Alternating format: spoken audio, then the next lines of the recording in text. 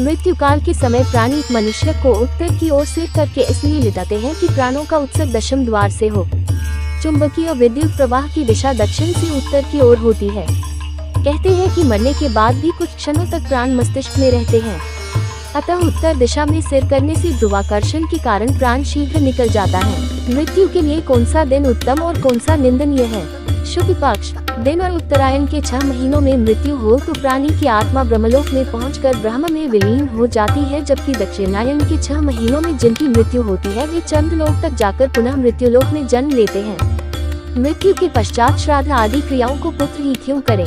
पिता के वीर्य अंश उत्पन्न पुत्र पिता के समान ही व्यवहार वाला होता है। हिंदू धर्म में पुत्र का अर्थ है नाम नरक से त्राण करना, अर्थात पिता को नरक से निकालकर उत्तम स्थान प्रदान करना ही पुत्र का कर्म है।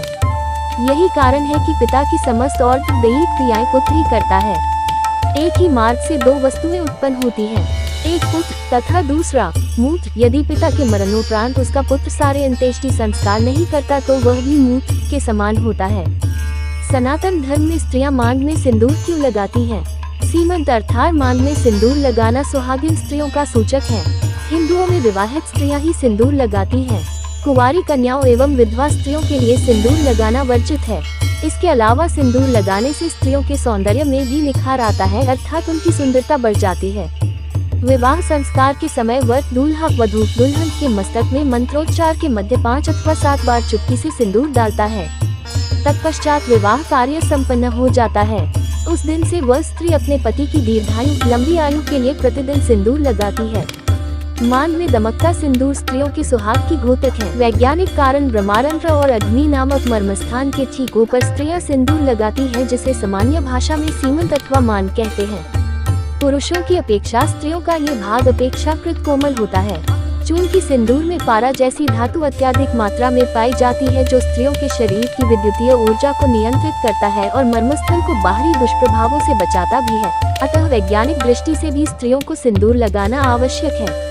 तिलक क्यों लगाते हैं? शास्त्रों के अनुसार यदि ब्राह्मण तिलक नहीं लगाता तो उसे चंडाल समझना चाहिए।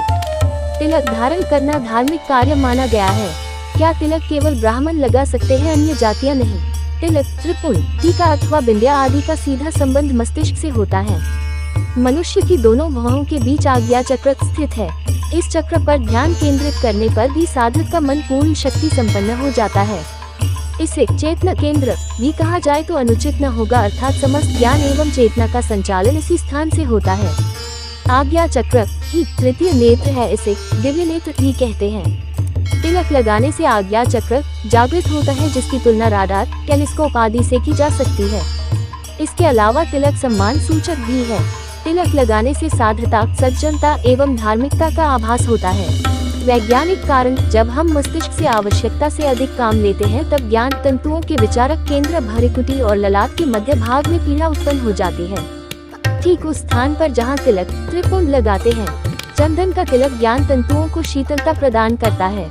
जो प्रतिदिन प्रातः काल स्नान के पश्चात चंदन का तिलक लगाता है उसे सिर दर्द की शिकायत नहीं होती। इस तथ्य को डॉक्टर्स एवं वैद्य हकीम भी स्वीकार करते हैं। शिखा चोटी क्यों रखते हैं तथा शिखा में ग्रंथि गांठ लगाने का क्या उद्देश्य है?